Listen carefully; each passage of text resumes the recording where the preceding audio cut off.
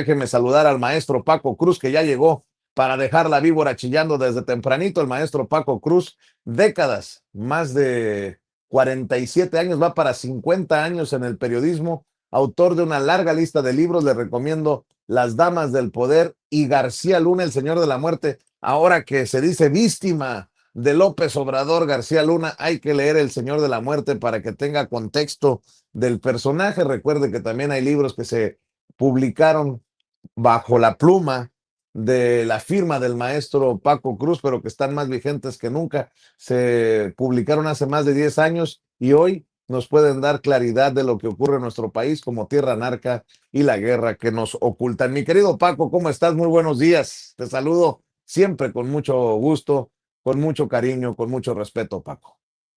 Vicente, ¿cómo estás? Buenos días a toda la familia sin censura. Fíjate, Vicente, vamos a hablar primero de García Luna, pero yo lo voy a tomar por otro lado. Si este es todo el arsenal que tiene García Luna contra López Obrador, si sentirse o decirse perseguido político, que es lo que está haciendo, es todo lo que tienen, eso demuestra lo que dijimos aquí desde el principio, Vicente. García Luna, nadie en México ni en Estados Unidos tiene algo contra que vincule a Andrés Manuel López Obrador con el narcotráfico.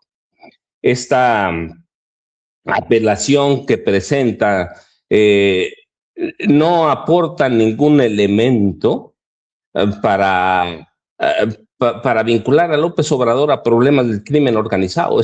En realidad es una carta desesperada, una carta en la que se dice perseguido político. No me dejaron, arrinconaron a mi defensa, nadie podía venir a declarar a mi favor, a menos que fuera encarcelado. Vicente, no tiene nada. ¿Cuántos años estuvieron moliendo con el narcopresidente, con la narcocandidata?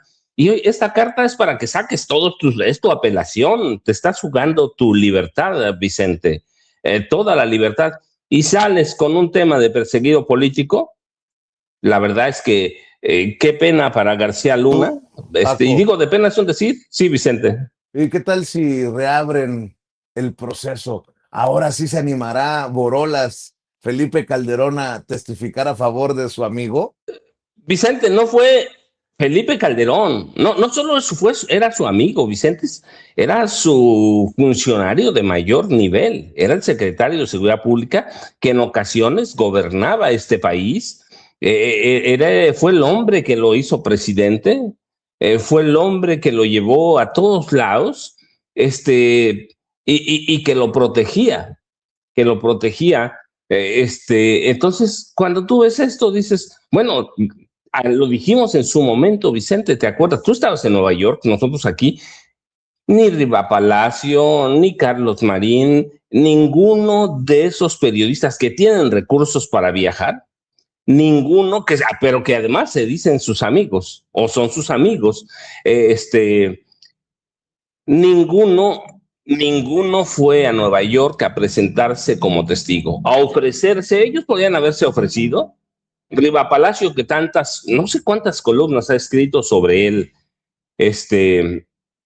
nunca hizo el intento de ir a Nueva York. Carlos Marín tampoco, Loret de Mola tampoco. Mira, Javier Alarcón, el que era el secretario de Trabajo en ese mismo gobierno de Felipe Calderón, era su único amigo. Lo decía García Luna, mi único amigo es Javier Alarcón. Ni siquiera Javier Lozano Alarcón, discúlpame. Ni siquiera Javier Lozano Alarcón fue a defenderlo. Era su amigo. Eso está ahí. García Luna lo decía. Javier Lozano, el secretario del Trabajo, era su único cuate en el gabinete de Felipe Calderón. Nadie lo fue a defender. La única que estuvo allí con él fue su esposa, Linda Cristina Pereira Gálvez. Sus hijos, que tú los viste de vez en cuando, en el juicio lo acompañaron siempre, ¿no? Pero estaban ahí, Vicente. Fueron los únicos que estaban allí, Vicente. Nadie se atrevió a dar un paso en Nueva York. Yo así porque no se atrevieron, Vicente, porque cualquiera de ellos pudo haber sido vinculado al narcotráfico, pero tuvieron miedo. Sí, sí tuvieron miedo, pero no del gobierno mexicano. Tuvieron miedo que los detuvieran los agentes de la DEA. Así que, pues, lo que yo digo es la cárcel, y en la cárcel y en la salud se encuentran los amigos, Vicente, y ninguno de los tipos que quería serlo candidato presidencial del PAN lo acompañó. Y yo insisto, Linda Cristina Pereira Gálvez, su esposa fue, fue la única, pero tenía un interés. Como 758, para ser preciso, 758 millones de dólares que tenían en cuentas bancarias, o tienen porque se los devolvieron, 758 millones de dólares, no pesos, que les tenían congelados, se los regresaron. Así que, Vicente, para mí, si eso es todo lo que tiene Genaro García Luna para atacar al presidente López Obrador, yo digo, al margen de que leamos la respuesta de los fiscales completa, pues está frito, está en la cárcel, va a cumplir sus 38 años y un poquito más. Y López Obrador, como siempre lo hizo, puede andar libre por la calle, porque no tiene ninguna cola que le pisen, y esta es la muestra, Vicente. Si tú estás jugando, Vicente, te estás jugando 38 años de cárcel. Te estás jugando es tu última jugada, es la apelación de apelaciones. Ya después de esta no hay otra, Vicente. Te estás jugando la vida prácticamente. ¿Qué haces? Sacas todo lo que tienes. Las pruebas que hay supuestamente que habría contra López Obrador. Pero si este hombre que manejó la inteligencia, que manejó las policías, que tiene todo el narcotráfico en sus archivos personales, no tiene nada contra AMLO, Vicente, López Obrador, no lo tengo que decir yo, López Obrador puede ir por la vida muy tranquilo, porque se está jugando Calderón, se está jugando García Luna, lo último que tienen, su último arsenal. Y por lo menos en lo que da ahí, Vicente, yo digo, pues que le diga al juez que es un perseguido político, pues el juez lo va a batear como se debe. Y los fiscales se lo están remarcando, ¿no? Es extemporáneo, eso lo pudieron haber conseguido. ¿Cuántos años tardaron en ir a juicio, Vicente?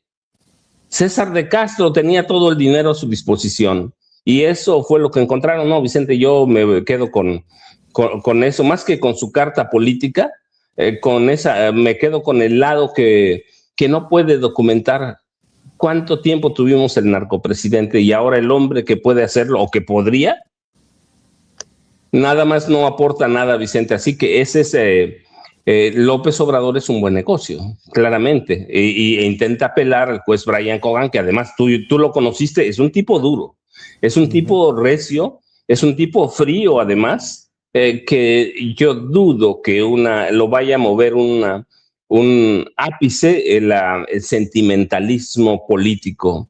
Y ese es el mismo caso del Chapo Guzmán, Vicente. También aquí lo hemos dicho, no es la primera carta que Joaquín Guzmán escribe al juez Brian Cogan, otras veces lo ha hecho, quiere un trato digno, quiere mejor trato, y yo lo digo, Vicente, pues puede tener derechos, pero si hay un país que viola los derechos humanos, es Estados Unidos. No, ¿cuánto tiempo has estado en Estados Unidos, Vicente, yendo a reportear todo lo que hace ICE, por ejemplo, ahora? Pues ¿y sí, qué trato digno reciben? Ninguno. Así que el Chapo Guzmán, bueno, pues estaba acostumbrado a las cárceles de México, en las que lo dejaban hacer lo que quisiera. Le llevaban comidas todos los días, comidas de chef, guisados de su preferencia. Pero para que sepa, él debió haber sabido, cuando se enamoró de un artista, Vicente, que iba a terminar en la cárcel. Pero no solo que debió haberlo entendido, él debió haber sabido, por todo lo que representaba, cómo son las cárceles en Estados Unidos. Él debió haberlo sabido, Vicente. Y yo, a veces me dicen que somos fríos con el Chapo Guzmán, pues es que eso se lo merece. Él se lo buscó. ¿A cuánta gente envenenó? ¿Cuánta cocaína vendió? ¿Cuánta droga vendió? Así que lo que le está pasando se lo merece, Vicente. Y lo pasan muchos presos en Estados Unidos. Es una política de Estados Unidos. Los presos no tienen ningún derecho. Y él sabía a qué se atenía cuando fue enviado a Estados Unidos, pero sabía a lo que se atenía cuando era el mayor capo de este país, Vicente. Así que Yo dudo también que el Chapo Guzmán vaya a conseguir algo. No, yo te decía, no es la primera carta que escribe y siempre son manuscritas. No es la primera, así que mala comunicación. Vicente, ya lo dijiste, 23 horas al día en la celda, 1 hora para salir a caminar bajo vigilancia policial. Poca comunicación. Todos los presos en esa cárcel tienen una comunicación limitada. Trato digno es el trato que tiene cada preso en esa prisión allá de Florence, allá en Colorado. Es el mismo.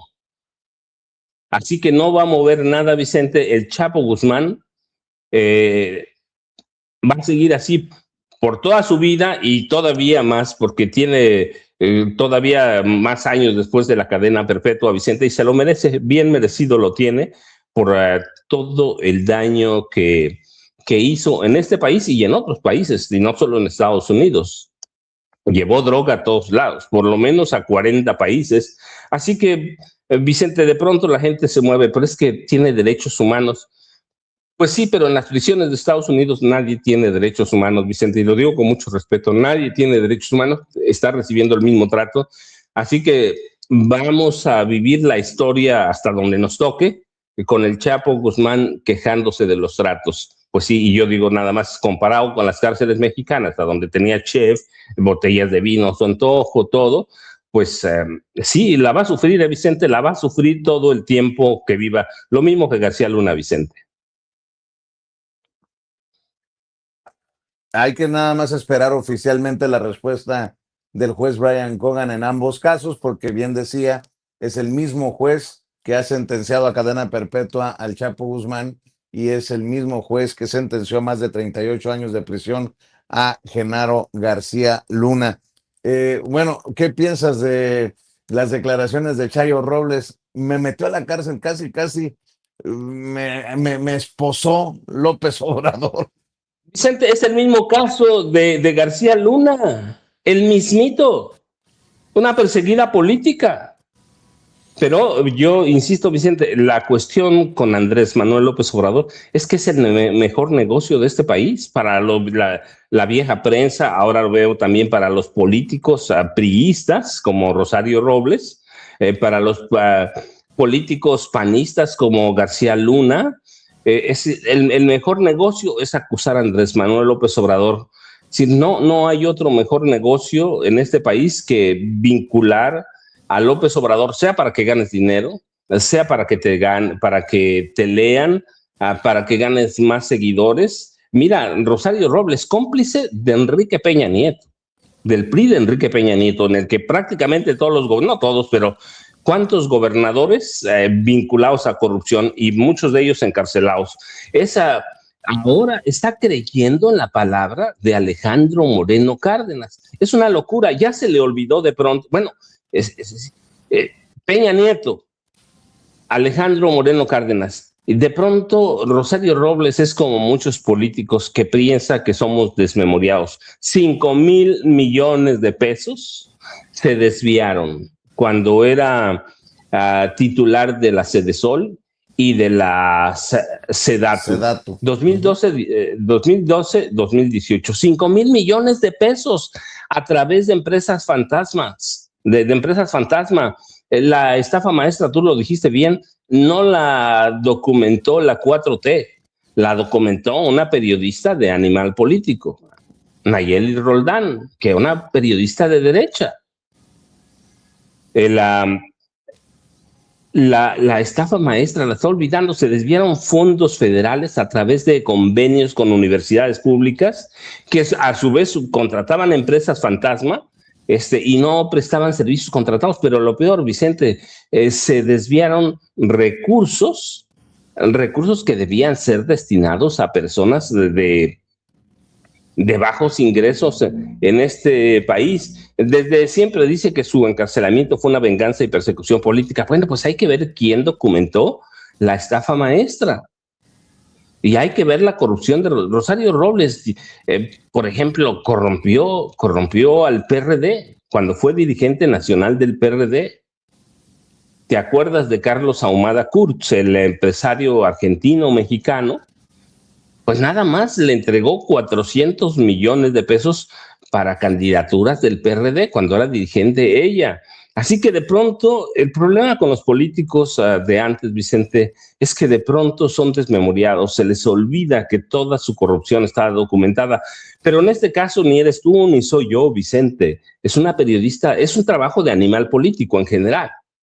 Es un trabajo de animal político el que desnuda cómo a través de la SEDATU y a través de la Sedesol se desvían recursos por miles de millones de pesos para la corrupción a través de la creación de empresas fantasma y triangulación de recursos Rosario Robles es un caso, pero igual Vicente quiere regresar a la vida política a través del PRI, acusando a Andrés Manuel López Obrador. Pues es lo mismo que García Luna. El mejor negocio de este país es Andrés Manuel López Obrador. Sí, Pues sí. y bueno, y yo me pregunto, ¿Andrés Manuel López Obrador hizo uso indebido de los recursos públicos? ¿Andrés Manuel López Obrador desvió o creó empresas fantasma? Estaba acusada de qué? De delitos de ejercicio indebido del servicio público. Desvío de recursos públicos, yo te decía la cantidad, 5,000 millones de pesos. 5,073 me están aclarando aquí. 5,073 millones de pesos, ¿sí? Ella era la titular. Si sabía, muy malo. Si no sabía, también, porque es un delito por omisión. Y lo llamaron, Animal Político lo llamó la estafa maestra. Y presentó, yo recuerdo en su momento, la Fiscalía General de la República acusaciones por delincuencia organizada y lavado de dinero. La encarcelaron cuando, el 13 de agosto de 2019, Vicente, cuando el Poder Judicial lo encabezaba todo el viejo Poder Judicial, el de Norma Lucía Piña Hernández. Así que, y la Fiscalía, yo recuerdo, le ofreció libertad a cambio de declarar contra Peña Nieto y Emilio Lozoya Austin no lo quiso aceptar, pero de que desviaron un buen de dinero, se lo robaron, y que ella es responsable de eso. Vicente es como cualquier secretario que dice, pues yo no vi lo que hicieron mis subalternos, no, nomás 5,000 millones de pesos, Vicente. La investigación, recuerdo, seguramente, te acuerdas seguramente, la estafa maestra reveló que Rosario Robles omitió evitar o denunciar actos ejecutados por terceras personas que estaban abajo de ella. Sí sabía, pero no quiso denunciar, omitió denunciar y a través de la estafa maestra, por lo menos se firmaron 27 convenios de colaboración para desviar esos 5,078 millones de pesos. Así que, y que salieron de la Secretaría de Desarrollo Social, la Sedesol, y la Secretaría de Desarrollo Agrario y Territorial y Urbano. Vicente, así que, pero bueno, pues López Obrador es siempre va a ser la mejor excusa para políticos. Te digo, para mí son los nuevos perseguidos políticos, eso les falta. Son perseguidos políticos de Andrés Manuel López Obrador, pero ni ella, ni Genaro García Luna aportan un solo elemento de prueba, ni un indicio de que López Obrador hizo uso mal de los recursos. No aporta nada, Vicente. Por eso yo te decía, para mí, están sacando sus últimos arsenales contra López Obrador. Se están jugando la vida, Vicente. Y se sienten perseguidos políticos, pues, ¿quién les va a comprar esa patraña? Nadie, Vicente. Rosario Robles es una fichita, lo mismo, bueno, y Genaro García Luna es una fichota, ¿no? Vinculado al narco. Y López Obrador, pues mira, feliz de la vida, como se lo merece abiertamente, escribiendo en su casa, Vicente, escribiendo, y nadie. Bueno, cuánto tiempo tiene que se fue López Obrador? Ya va para 2 años. Va para el último día de septiembre, va a cumplir 2 años. Y sigue siendo un generador de contenido, generador de noticias, Y un hombre que va a hacer negocio, porque no tienen otra cosa, Vicente. No hay otro deporte mejor que pegarle al presidente Andrés Manuel López Obrador, pero bueno, pues esa ya la conocemos, Vicente. Ese es Chayito Robles. Y podemos ir a la corrupción. Era una mujer corrupta. Era una mujer, el PRD la desnuda. 400 millones de pesos de Carlos Ahumada Kurtz. Así que esa es Rosario Robles, pero está regresando al PRI. Claro. ¿A través de quién? De Alejandro Moreno Cárdenas, otro mafioso, Vicente. Y hablando de defensores de malandros, ahorita que va llegando el maestro Jaime de Ceci, ¿tiene cómo defiende Ciro Gómez Leiva a Jesús Murillo Caram, el ex procurador general de la República, precisamente en tiempos de Felipe Calderón, el de ya me cansé o estoy muy cansado, cuando daba aquella conferencia de la desaparición de los 43 normalistas de Ayotzinapa? A ver, Ceci, échelo, por favor. Se tenía que personalizar esa consigna tan exitosa, por cierto, en los grupos que hoy están en el poder, de que fue el Estado, y se personificó fundamentalmente en Jesús Murillo Caram, sin base, sin nada, argumentando que había desviado la información, entorpecido la información. En agosto de 2022 fue detenido, encarcelado. ¿Recuerdas aquella imagen que creo que la tomó nuestro equipo, la tomó la propia Miriam, cuando uno de los agentes que lo detiene le dice, es una pena hacer esto, licenciado, y él dice, no es una pena, es política. Es su trabajo. Y por persecución política, Jesús Murillo, ¿qué responsabilidad tuvo Néstor Murillo Caram? ¿Él mató a los jóvenes? Por supuesto que no. ¿Él dio alguna orden para borrar las evidencias? Por supuesto que no. Se creó toda una versión muy bien armada, a base de medias verdades y muchas mentiras. Nada más. Por parte de los protagonistas, fundamentalmente en Jesús. Muchos me dicen, exageras cuando dices que Ciro Gómez Leiva es el defensor de los malandros. Pero fíjense, Vicente, aquel personaje que fue víctima de un atentado como Ciro Gómez Leiva, que culpa a López Obrador, es el que dice, Murillo Caram jaló el gatillo. Pues no, defendiéndolo, ¿no? López Obrador jaló el gatillo contra ti, Ciro. Pues no, y lo has estado señalando. Murillo Caram tenía la responsabilidad como procurador y no la cumplió, y se manipuló la escena del crimen. Lo hemos señalado, hay pruebas, se usó la tortura en contra de detenidos por parte de Tomás Herón de Lucio, que está escondido en Israel, por omisión o por colusión. Pero claro que Murillo Caram tiene algo que ver en esto. Y Ciro Gómez Vicente, Leiva nada más. La defensa. Vicente, déjame decirte algo rapidísimo. Es que porque lo anunciamos aquí, la muerte que nos ocultan, el eje de la muerte que nos ocultan, además del trabajo que hice en Guerrero, el eje de la muerte que nos ocultan es un archivo no testado, no censurado, de la Fiscalía General de la República. Fotos que difundió la Procuraduría. Sí, la Procuraduría. Ese es el eje de la guerra que nos ocultan. Manipulación de archivos, destrucción de pruebas, inventos de evidencia o creación de evidencia, a Tomás Herón de Lucio, la verdad histórica. Es parte de la guerra que nos ocultan, Vicente. Yo digo que la guerra que nos ocultan, que está por cumplir en 2 meses 10 años que se publicó, 10 años, es vigente igual que mis otros libros, Vicente. Está basada en documentos que ellos tuvieron, no va a decir quién me los entregó, pero en documentos que me entregaron a mí, que no tienen ninguna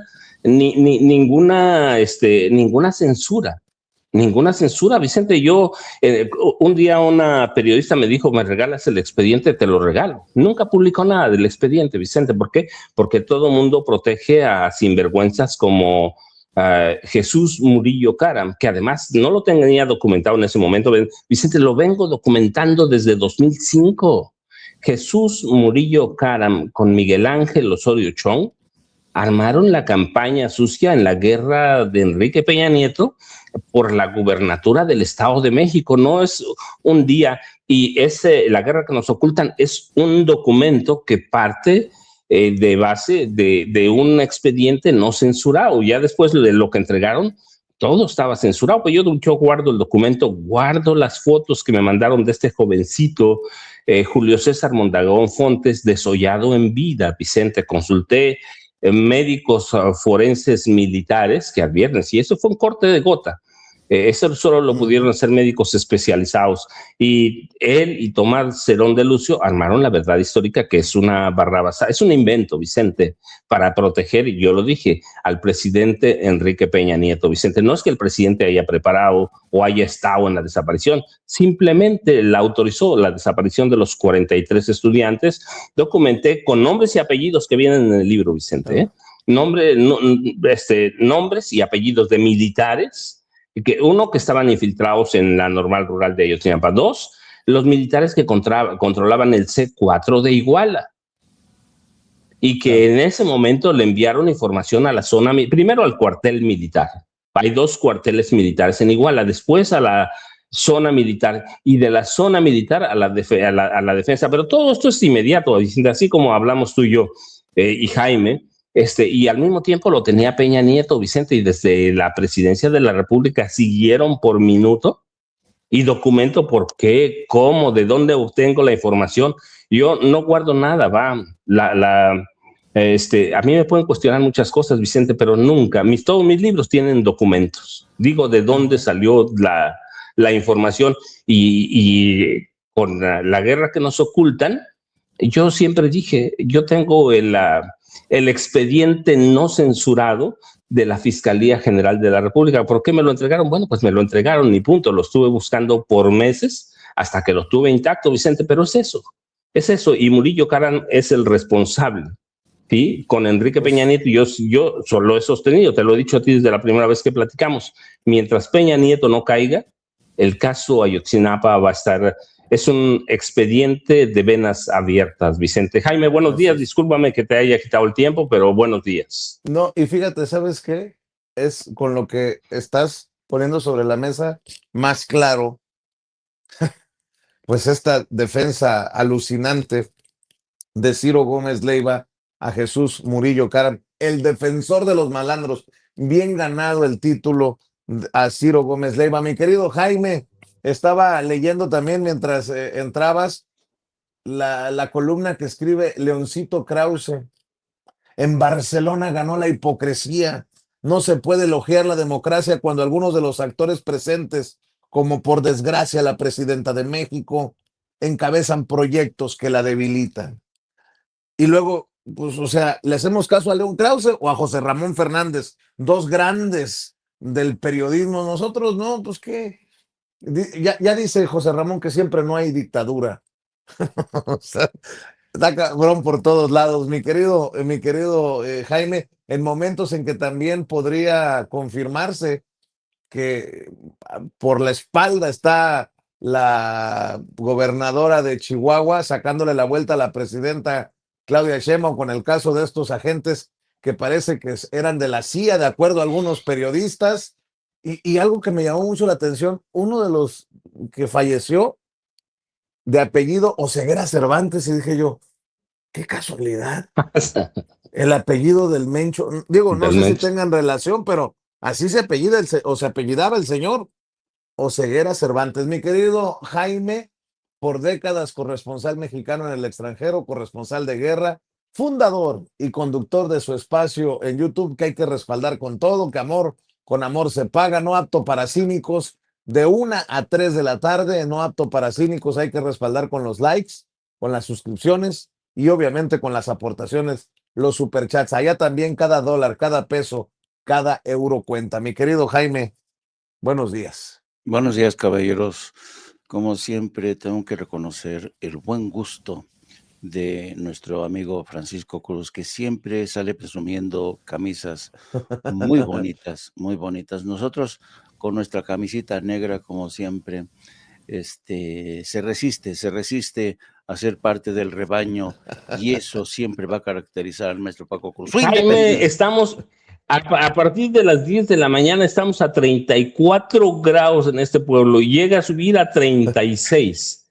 Salir en negro aquí, Jaime, es una tortura verdaderamente. ¿Qué vamos a hacer? A los que nos gusta la Así es, así es. camisa negra, pues está bien. Pues Así haga. Yo ando en Sonora, no te quejes, Paco, yo ando en Sonora. Sí. O sea, ¿qué me vas a decir de calores? Pero bueno, mi querido Jaime, ¿cómo hay temas? Good morning, ladies and gentlemen.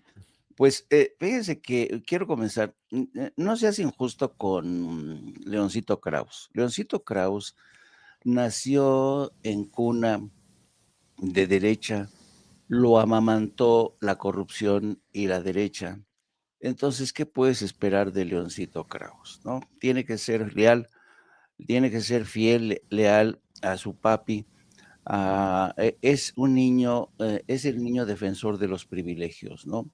Y los privilegios siempre suelen ser propiedad de la derecha y la ultraderecha. O sea, ¿cómo podemos esperar otra cosa de Leoncito Krauss cuando lo amamantó la ultraderecha? Pues no, ¿no?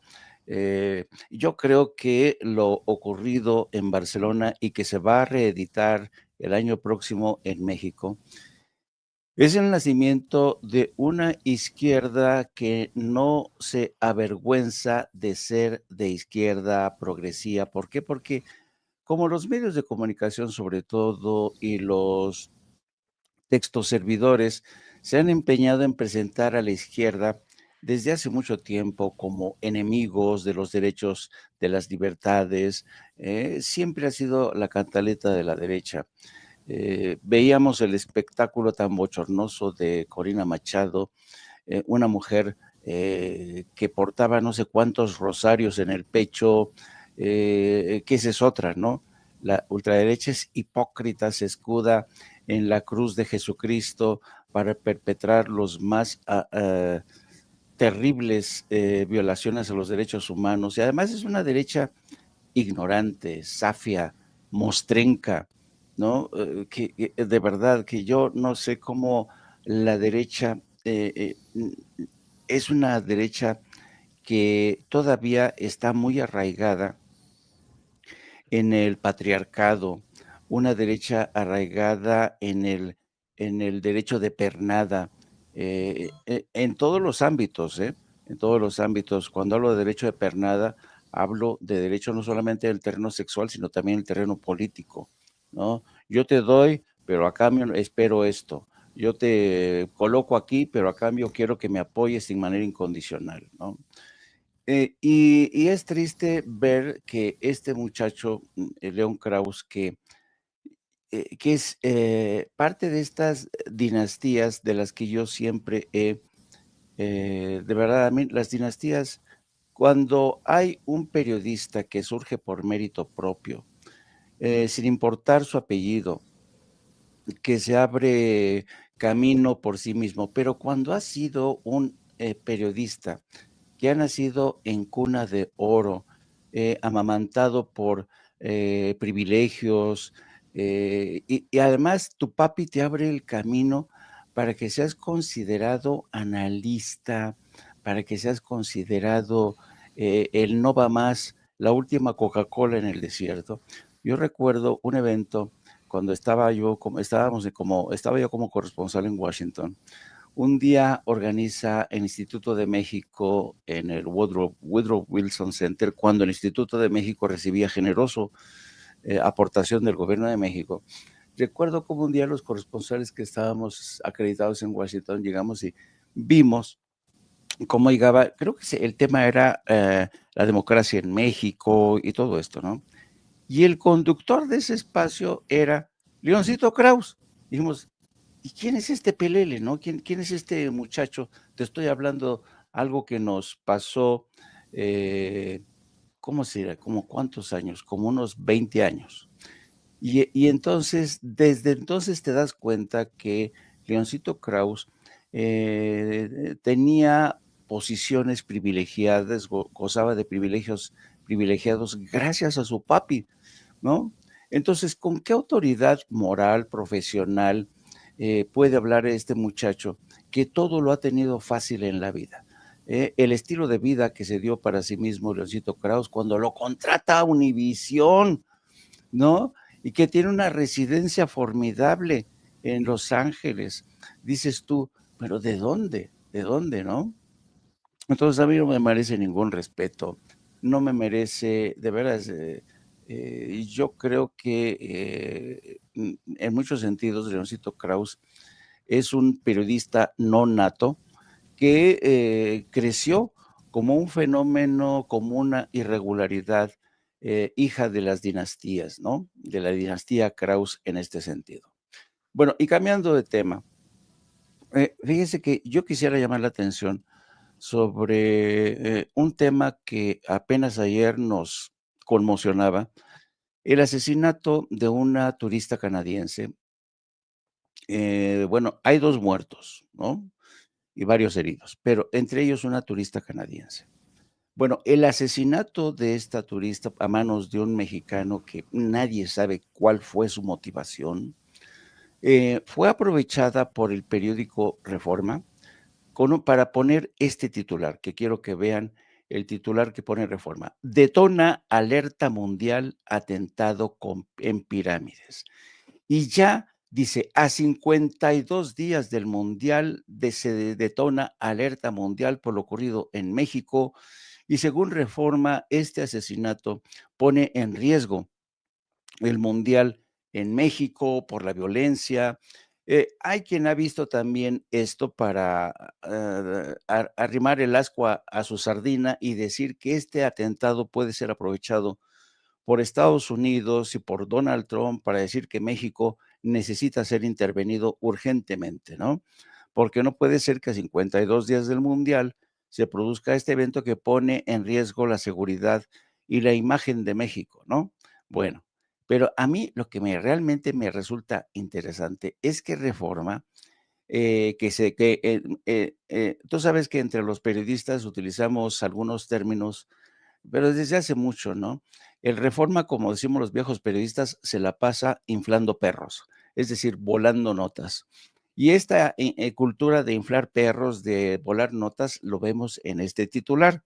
Bueno, claro, cuando después de ver este titular te pones a pensar, a ver, ¿de dónde saca Reforma que de este incidente aislado puede detonarse una alerta mundial que ponga en riesgo el Mundial de Fútbol en México? Bueno, te quiero mostrar la nota que apenas ayer publica Político, uno de los medios más reconocidos en Estados Unidos. Este es el titular. Los políticos de las grandes ciudades están empezando a preocuparse por el Mundial. Este es un reportaje realmente muy bien hecho por Político, donde dicen que la actuación de ICE en distintas ciudades, en los aeropuertos, sobre todo en los aeropuertos, ha disuadido a muchísima gente de viajar a Estados Unidos para el Mundial. Aunado a esto, al temor de los agentes de ICE que van a estar vigilando el Mundial de Fútbol, se suman que tú sabes que cuando viene el Mundial hay muchas métricas para medir si acaso el Mundial va a tener un gran éxito en el terreno financiero. Según Político, los cálculos de ahora ya no cuadran porque el daño que ha causado Donald Trump es terrible. Entonces, mira, fíjate lo que dice. La FIFA, que por primera vez se amplió el torneo de 32 a 48 equipos, predijo que este mundial convertiría a varias ciudades y Estados Unidos en una potencia económica mayor de lo que es, generando más de 11,000 millones de dólares en ingresos frente a los costes de aproximadamente 3,750 millones de dólares. Sin embargo, los gobiernos estatales y locales temen que las restricciones impuestas por la Federación de Fútbol a la capacidad de las ciudades anfitrionas para recaudar fondos de forma independiente van a trasladar la factura a los contribuyentes estadounidenses de los elevadísimos costos, porque no solamente es el temor a la seguridad, a la actuación de la FIFA, sino que ya se han disparado los precios de los hoteles, del transporte. Vaya, están arruinando por adelantado el Mundial de Fútbol en Estados Unidos. Y ellos sin tener en cuenta, y ese es el añadido peligroso, de la guerra en Irán, que ya nadie va a querer viajar a Estados Unidos, no solamente por la mala prensa que le ha dado Donald Trump a Estados Unidos, sino porque el temor a atentados, el temor, sabes, a revanchas. Entonces, realmente el Reforma no tiene sentido de la proporción. Dice que un solo atentado en las pirámides de Teotihuacán, en el que ha muerto una turista canadiense y otra persona, y creo que 4 o 6 heridos, equivale a todo el desastre que ha ocasionado Donald Trump. Insisto, yo desde mi punto de vista, estas son ganas de inflar perros, son ganas de exagerar, son ganas de dañar al país de Reforma y simplemente de faltarle el respeto a la inteligencia de millones de mexicanos, que vemos aquí claramente cuál es la intención de Reforma. Decir que detona alerta mundial, como si realmente hubiera ya todo el mundo, wow, te enteraste, el sacrificio humano que esos mexicanos tan salvajes registraron en las pirámides del Sol, o creo que fue de la Luna, en Teotihuacán. Entonces, creo que debería de, yo soy de la opinión de que a los periodistas y a los medios de comunicación que le faltan al respeto a la inteligencia de los mexicanos, que hacen mal uso del periodismo, debería denunciárseles, y por eso creo que es necesario denunciar la actuación de Reforma. Así es que creo que va a ser, es triste realmente el papel que está jugando Reforma desde la presidencia de Andrés Manuel López Obrador. Y un último comentario relacionado con algo no menos triste. Me refiero a ayer la presidenta de México hacía una distinción bastante clara e inteligente desde mi punto de vista.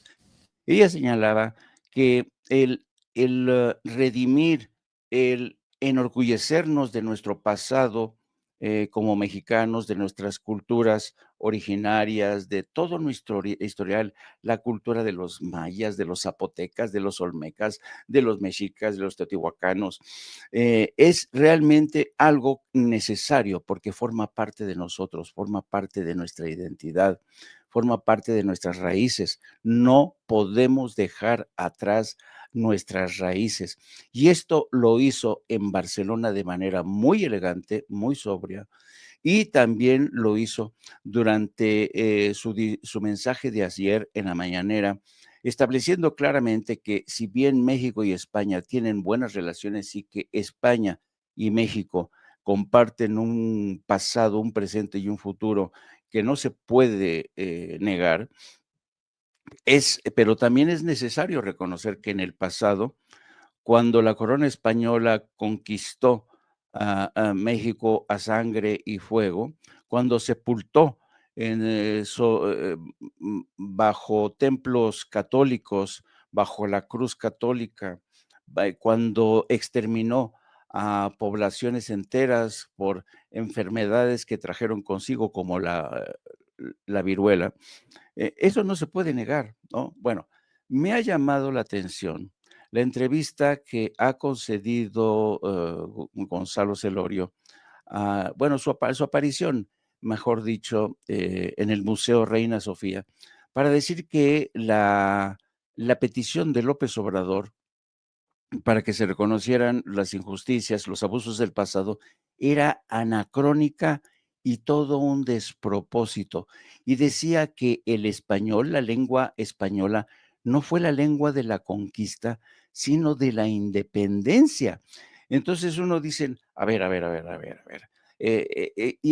No es la primera vez que Gonzalo Celorio defiende esta tesis que la lengua española no es la lengua de la conquista, sino nuestra independencia, porque dice que la lengua española es nuestra identidad. Sí, pero nuestra identidad no está solamente hecha de la lengua española. Nuestra identidad está hecha de, como dijo brillantemente y de manera exquisita la presidenta, no, somos hijos de las pirámides, somos hijos del cálculo matemático de los mayas, somos hijos de tantas cosas tan hermosas que poblaban México antes de la conquista y tenemos que enorgullecernos. Bueno, Gonzalo Celorio le da la espalda a este legado y dice que no, que es un despropósito, y es una, ¿cómo dice Gonzalo Celorio? Mira, te voy a decir lo que dice exactamente Gonzalo Celorio. Dice, fíjate bien nada más lo que dice. Dice, la petición de un perdón por parte de España fue un despropósito. Fue anacrónica por juzgar que no se puede solicitar un perdón por lo que sucedió hace tantos siglos, cuando ni siquiera existían los estados como existen ahora y cuando ya había violencia en las propiedades, en las propias sociedades indígenas, y también retrotópica por juzgar a aquellas sociedades indígenas como una especie de utópico paraíso perdido sin atender a su realidad. Según señaló, la lengua española no se utilizó para conquistar, porque los evangelizadores aprendieron por ello las lenguas indígenas. En realidad, la lengua española no fue la lengua de la conquista, sino de la independencia. Vaya abuso de lo que es realmente cromarle de veras el sable a la corona española, porque es el mismo argumento que ha mantenido el rey Felipe VI, en el sentido de que es también un anacronismo. Dice, porque acuérdense lo que dijo el rey Felipe, no puede juzgarse con un presente o con un presente excesivo en la violación de derechos humanos que se produjeron en el siglo XIV, XV. No, aquello no fue violación de derechos humanos tal y como consideramos hoy los derechos humanos. Dices, hello, entonces los derechos humanos no eran derechos humanos en el siglo XIV, XV y ahora sí lo son. O sea, esta pirueta, iba a decir académica, intelectual, Dios mío, es una maroma de lo más absurdo que no se sostiene por sí misma, pero es una vergüenza para este Gonzalo Celorio. Pero claro, como le dieron el Premio Cervantes de Literatura y el gobierno de España utilizó como moneda de cambio para congraciarse con México, se entiende, ¿no? Pero qué vergüenza, qué descaro de Gonzalo Celorio. Y aquí me detengo y ese fue mi saque. Les toca, compañeros, ¡pumba! A ver, antes de que lo olvide, ojalá que Israel Vallarta nos acompañe cuando pueda, mi querida Ceci. El activista Israel Vallarta, porque se ha convertido ahora en activista, celebró el fallo de un juez federal que ordenó reabrir las investigaciones por las torturas que sufrió hace 20 años a manos de agentes de la extinta Agencia Federal de Investigación, la AFI. Habría que decir que entre los señalados está Luis Cárdenas Palomino, quien incluso lo torturó en Televisión Nacional en vivo y en directo. Le mando un saludo a Israel Vallarta. También hay que hablar del caso de Maru Campos, porque tengo esta declaración, Paco, es de el fiscal de Chihuahua, César Jáuregui Moreno. Échelo, Ceci, por favor. A ver si mi querida Ceci nos ayuda con el video número 2. Esta mañana se refirió al asunto de los dos agentes instructores de la embajada que murieron. Sin embargo, ella dice que no tenían información de que... Es que ella tiene razón. Jamás informó de que hubiera participación de agentes norteamericanos en el operativo, porque no había agentes norteamericanos en el operativo que condujo a el aseguramiento del narcolaboratorio, quizás de los más grandes que se hayan localizados. En ese operativo únicamente participaron agentes de la Agencia Estatal de Investigación y del CEDEN, aproximadamente en un número de 40 cada uno, y solamente había elementos participando en ese aseguramiento de las dos agencias que estoy señalando. ¿Y estos dos elementos? Esos dos elementos estaban haciendo labores de capacitación, fundamentalmente, como a 8 o 9 horas del lugar en donde se realizaba el operativo. Estoy recabando todos los detalles precisamente para poder rendir un informe a la Presidencia de la República, a la Secretaría de Seguridad Pública Federal y a las dependencias federales involucradas en esto para que tengan conocimiento pleno de cómo se realizó el operativo. Entonces tiene razón la Presidenta. Ella habló con el director de la Agencia Estatal de Investigaciones para encontrándose después, cuando él venía de regreso. ¿Me explico? No ahí en el operativo, ellos no venían del operativo. O sea, por eso obviamente, dice, pues la Presidenta dice, nosotros no estábamos enterados. lo que nos dice el fiscal de Chihuahua es que todo coincidió para que los de la CIA a 8 o 9 horas de distancia pasaran por el mismo lugar, se encontraran con los otros agentes. Con mucho respeto, pero suena, cuéntenme una de vaqueros, ¿no? O sea, ¿qué hacían El agentes? dedo, Vicente. Nos chupamos el dedo con la explicación. Sí, ¿no? ¿Cómo ves, Paco, esto que está destapando una situación muy extraña en Chihuahua? No, Vicente, no es extraña, eso debe ser un escándalo. Eso debe ser un escándalo porque es la forma de operar del embajador de Estados Unidos en México. Trabajando en lo oscurito, por abajo de la mesa, como quieran llamarle, con los gobernadores de oposición. Son 2 agentes de la CIA. No es cualquier cosa, no es cosa menor, Vicente. Pero aunque fueran de la DEA, es lo mismo, o del FBI. Son 2 agentes que están haciendo operativos o participando en operativos con gobiernos estatales. Si no hubiera habido ese accidente, jamás nos enteramos que hay agentes de Estados Unidos operando en México por atrás de la presidencia de la República, pero eso es grave, pero gravísimo también es que un gobernador de la oposición como María Eugenia Campos Galván, Maru Campos, como la conocemos, tenga convenios secretos con la Embajada de Estados Unidos, Vicente. Es eso. Sí, la explicación que da es fiscal. Eso, como dices tú, ¿qué? ¿Nos chupamos el dedo o qué? No, Vicente, eso es gravísimo. Si en algo ha sido enfática la presidenta, es en el no intervencionismo. Es en que todos los operativos antinarco sean de grupos mexicanos. Lo ha defendido la independencia, todo, sí, colaboración. Pero esto que hay es un secreto, Vicente. Es secreto esa explicación que da el fiscal. La verdad, bueno, pues prácticamente nos reímos de esa, ¿no? Nos reímos de eso. Maru Campos, no el fiscal, esa es una orden de Maru Campos, debe dar una explicación convincente, real, de cómo trabaja con la Embajada de Estados Unidos. El historial de Ron Johnson ya lo conocemos desde que llegó, lo advertimos, es un halcón que trabaja por su lado. ¿Y qué están haciendo? ¿Quién sabe, Vicente? Pero 2 agentes de la CIA en un operativo antinarcos no checa, Vicente, y no checa cuando le están ocultando a la presidenta de la República todo eso. Bueno, el fiscal lo dice, vamos a preparar un informe para informarle a la presidenta de qué exactamente estaban haciendo.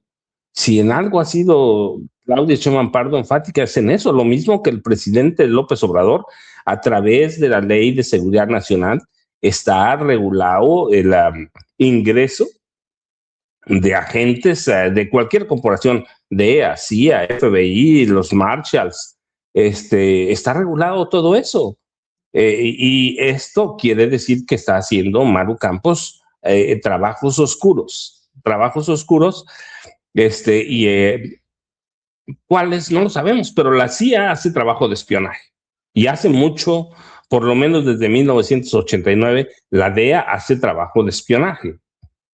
No están luchando contra el narco, están haciendo otro tipo de trabajos. ¿Cuáles? No lo sabemos, pero la verdad es que sí debe sorprendernos, debe ser un escándalo y Maru Campos debe entregar cuentas reales de lo que está pasando.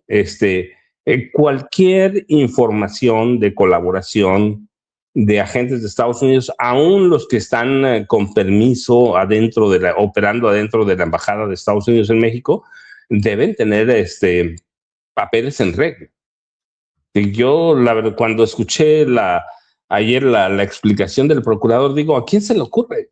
Pues a ellos, porque los agarraron con las 2 muertes, pero si no, o sea, sí, Vicente. No, te escuchamos, Paco. Si no hubiera habido este accidente, Vicente, jamás nos enteramos y estos agentes de la CIA siguen haciendo trabajo en lo oscurito en México. ¿Qué hacen los agentes de la CIA en todos los países? Provocar revueltas, eso hay que decirlo. Aprovechar o generar descontento enfermo y en Chihuahua, a donde va a haber elecciones el año próximo. Y que hay todas las evidencias de que el PAN va a perder las elecciones, que están haciendo 2 agentes de la CIA, pues están buscando, supongo yo, y esto sí es una especulación, pero es una especulación derivada de la presencia de 2 agentes de la CIA que están destacamentados o destacados en la Embajada de Estados Unidos en México. ¿Qué hacen en un estado que va a haber elecciones? ¿Qué hacen cuando la presidenta ha sido muy enfática en ese tema? Hay algo oscuro, hay algo extraño, y Maru Campos no se puede ir ahí por la libre. Tampoco el embajador de México en Estados Unidos también debe dar una explicación clara de qué estaban haciendo 2 agentes de la CIA enviados a tareas. Supongamos que no fueron al operativo antinarco, yo lo dudo. ¿A qué fueron? Pues fueron a ver las condiciones políticas que hay en ciertas zonas de Chihuahua, ¿qué? Para provocar una rebelión. Eso es lo que hacen, Vicente. No hay que darle muchas vueltas al asunto. Jaime conoce bien el operar, tú también, de la CIA en cualquier país. Y esto a mí ayer me prendió las alarmas, Vicente y Jaime. Sí, y me dicen que Luis Chaparro, el periodista Luis Chaparro, ayer con los periodistas estaba explicando lo que ha dicho en redes sociales. Yo tengo mis reservas, lo voy a decir con mucho respeto con Luis, porque entre otras cosas ha dicho que le habían quitado la visa, ya no podía cruzar a Estados Unidos el gobernador de Sonora, Alfonso Durazo, quien ya ha cruzado a Estados Unidos para demostrar que no es cierto esta versión. Entonces, pues yo tengo mis reservas, sobre todo con temas tan delicados. Habría que esperar que la presidenta confirme qué respuesta le da desde la embajada, mi querido Jaime. No te escucho, hermanito. Ahí está ya. Está confirmado, Vicente. Eran 2 agentes de la CIA. Mira, lo está publicando ahora mismo del Washington Post. 2 agentes de la CIA mueren en un accidente en México tras una operación antidrogas. Esta es una exclusiva del Washington Post que está publicando ahora mismo. Pero fíjate, tras una operación antidrogas. Exacto. Y desmiente de esta manera toda la faramalla, toda la simulación del fiscal estatal de Chihuahua, quien se hizo bolas. Está confirmando The Washington Post en este momento que se permitió, con el conocimiento del embajador de Estados Unidos en México, porque como bien decía el maestro Paco Cruz, esta es la forma en que actúa Ronald Johnson. Así es que... Por menos han pedido en México, en tiempos de Calderón, la expulsión, la remoción de un embajador, ¿eh? Sí, y esto de verdad es que esto no puede quedar así. No puede quedar así. La presidenta de México tendría que llamar al embajador a Palacio Nacional, porque esta noticia vuelve a poner sobre la mesa el secretismo, la deslealtad con que opera Estados Unidos en México. El fiscal de Chihuahua, la nota no aporta nada más de lo que ya se dijo. Simple y sencillamente el Washington Post lo que está asegurando es que después de entrevistar a varios funcionarios de la CIA, confirman que los 2 agentes que murieron son agentes de la CIA, y reafirma lo que de alguna manera ya sabíamos, porque es lo que sostiene The Washington Post, que gracias a la CIA, México pudo localizar y dar caza a Nemesio Ortega, ¿no? Almencho. Oseguera Cervantes. Nemesio Oseguera Cervantes. Entonces, pues esto es muy grave porque atenta contra la soberanía de México. A México no le gustan estos juegos tan enrevesados de Estados Unidos, y esto tendría que ser analizado. Es un consejo que yo le doy a Omar García Harfuch, que tiene muy buenas relaciones con las agencias federales de Estados Unidos. Omar García Harfuch tendría que también solicitar explicaciones al embajador. El embajador sí sabía que eran agentes de la CIA, así es que esta confirmación que estamos dando en estos momentos, pues tendría que obligar a la presidenta de México a pedir explicaciones al embajador Ronald Johnson. Yo no sé ustedes qué opinan. A dar un manotazo en la mesa, ¿no? Claro. O sea, a ver, enérgicamente, ¿qué está pasando? Exacto. O sea, ¿Qué opinan ustedes de esto? No, yo creo que confirmaría lo que se dijo desde que llegó Rob Johnson, como lo decía Paco, que es un halcón y que es un personaje que por tal vez estas razones es que es nombrado embajador en México y no se puede quedar. Fíjense nada más, si se confirma el grado de traición, cuando el secretario de Seguridad, Omar García Harfuch, viaja a Estados Unidos, habla con Marco Rubio, cuando incluso Marco Rubio le habla al nuevo canciller, cuando la presidenta, pues hasta cierto punto presume esa coordinación que hay, encuentros de equipos. ¿Para qué? Para que el embajador, a las espaldas de estos esfuerzos coordinados, permita esto. No sé, Paco, para ir dándole vuelta al tema. Nada más les recuerdo de dónde viene Ron Johnson. Aquí lo dijimos, del Salvador. ¿Qué hizo en El Salvador? Él es en parte o en mucho responsable de las políticas de Nayib Bukele. Sí, él es el responsable de negociar con las pandillas y de la creación de esa megacárcel, ¿no?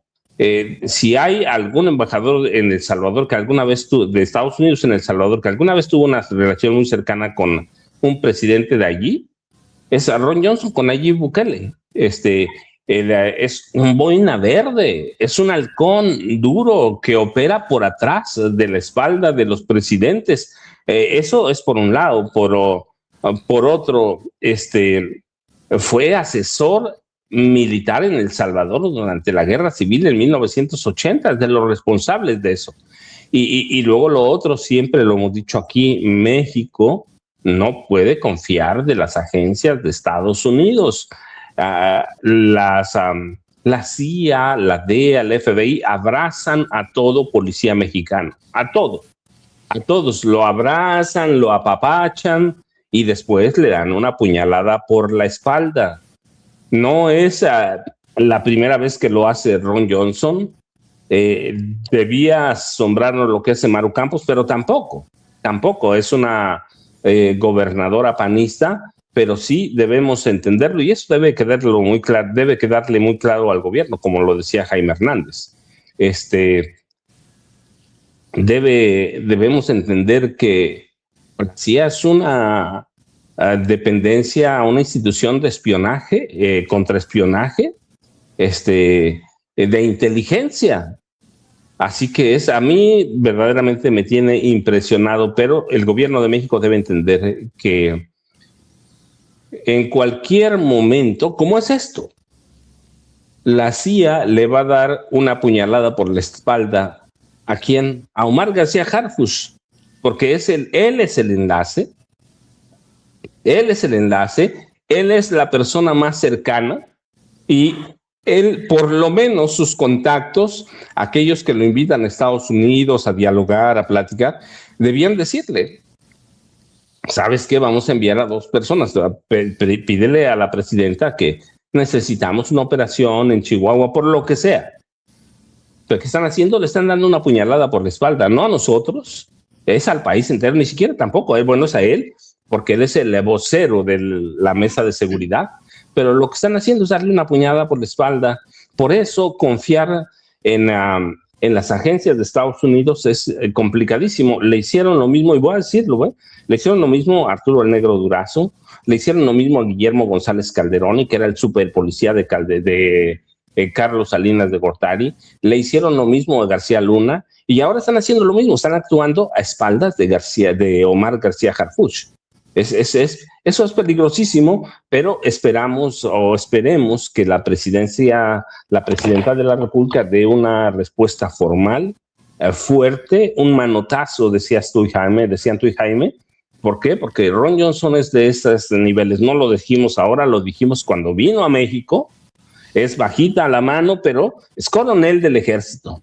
De ahí ingresó a la CIA. En el ejército fue boina verde y siempre se dedicó al espionaje, siempre se dedicó a desestabilizar países. Así que, y es un especialista en eso. Así que nada más, yo digo, hay que tener mucho cuidado porque ni Maru Campos ni Ron Johnson son zonas de confiar, Vicente y Jaime, y este es el primer aviso de cómo está operando la CIA en México en lo oscurito.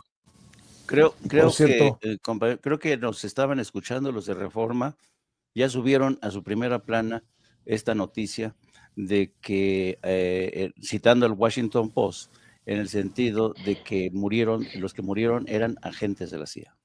Así es. Oye, y por cierto, otra rayita al tigre, otra renuncia en el gabinete de Donald Trump, ¿no?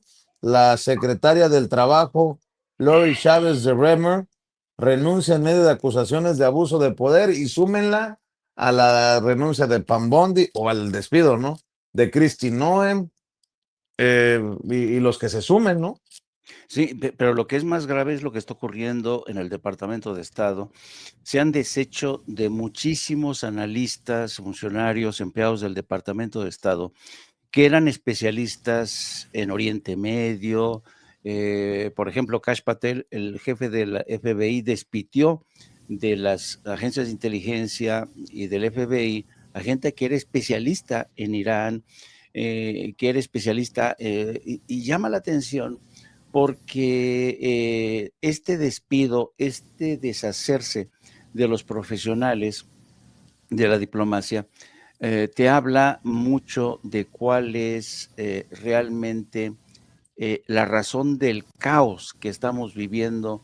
Ahora mismo nadie sabe si se va a realizar o no la segunda cumbre entre Estados Unidos e Irán en Islamabad, que estaba programada. El vicepresidente J.D. Vance se supone que ya estaba en camino. Irán no ha confirmado su asistencia a Islamabad. Y el caso es que la tregua vence hoy a la medianoche, tiempo de Irán. Y entonces esto demuestra hasta qué punto Estados Unidos y Donald Trump han sumergido a su gobierno en el caos más absoluto. Nadie sabe qué es lo que va a pasar. Donald Trump ha irritado, ahora sí que le ha sacado el tapón a los iraníes, porque los iraníes ya no saben qué realmente es lo que piensa hacer Donald Trump. El Departamento de Defensa, el Pentágono, es un caos. El Departamento de Estado, otro caos. Es increíble cómo Estados Unidos está enfrentando esta guerra con esta panda de payasos como Pete Hegseth, que es un loco, como Donald Trump, otro más, y a pesar de las recomendaciones y las protestas y exigencias en el sentido de que la delegación negociadora frente a Irán tendría que estar conformada por profesionales, Donald Trump ha dicho no, va J.D. Vance, va mi yerno Jared Kushner, va mi amigo del alma, experto del sector inmobiliario, Steve Witkoff, y esto te da la medida del caos absoluto que se vive en Washington. Yo creo que detrás de todo esto, porque veíamos cómo durante el fin de semana la inteligencia rusa ha advertido que Estados Unidos e Israel están trabajando de manera conjunta para aprovechar esta tregua para lanzar un gran operativo militar masivo, bombardeando por todos los frentes a Irán, invadiendo Irán, pero y también muchos analistas dicen, ojo, que esto va a desembocar en una carnicería brutal, porque en esta época del año, quienes conozcan Irán, el calor es sofocante, no se puede, hay ciertas partes de Irán que son impracticables en esta época del año. A ver cómo les va a estos expertos, el Pentágono, el Departamento de Estado, todos se han deshecho de los analistas más expertos sobre el terreno y han puesto a improvisados como Jared Kushner, que no tiene ni la más remota idea de lo que es Irán, y además porque se sabe que Jared Kushner es un agente encubierto de Israel, siempre ha estado al servicio de Israel, lo mismo Donald Trump, lo mismo Marco Rubio, así es que yo mucho me temo que la política exterior en esa zona del planeta va a estar condicionada a los designios y caprichos de Benjamín Netanyahu. Ese es el problema. Ese es el gran problema. Mi querido Jaime, de 1 a 3 en No Apto para Cínicos, ¿no? Así es, nos vemos donde vamos a hablar de esta incertidumbre que rodea a estas segundas conversaciones. Vamos a hablar del tema, evidentemente, de 2 agentes de la CIA que ya, pues yo creo que la presidenta tiene que exigir una explicación a Ronald Johnson y vamos a hablar también de este escándalo nuevamente de malos manejos en el seno de la administración Trump. Los esperamos de 1 a 3 con mi compañera de vida, la periodista Lourdes Salas, a quien conocen como Gildi, y mi ideólogo de cabecera y editorialista estrella, Yago Batusay. Un abrazo a los dos. Muy bien, muchas gracias. Jaime, Paco, ¿te veo al ratito en la mesa de seguridad? A Vicente, sí, nos vemos al ratito en la mesa de seguridad con César y con Pepe, que además este tema de la CIA va a estar calentito, pero sí, en general los temas, como decía Jaime con el encabezado de Reforma, ¿no? Se acaba el Mundial, México se va a deshacer. Mira, esas notas que teníamos esas notas rojas que antes eran de alarma, de alerta, esos encabezados ahora son de Reforma. Saben que ni los dueños de Reforma no querían que pusieran sus nombres en los periódicos de esos que hace Reforma de las 3 de la tarde, de nota roja, y mira, ahora Reforma es la nueva alarma, la nueva alerta ya, yo sabes, Vicente, @ Paco Cruz Jiménez, el que está antes Twitter, Francisco Cruz en Facebook, y Jaime, por favor, apura con tu noticiero, porque luego no tengo información, me la das hasta las 3 de la tarde. Bueno, nos vemos al rato, mi querido Paco, gracias, mi querido Jaime. Y antes de que nos gane la presidenta, déjenme saludar a Marta Olivia López, a quien ya sabe que respetamos y siempre seguimos y veíamos por ahí una denuncia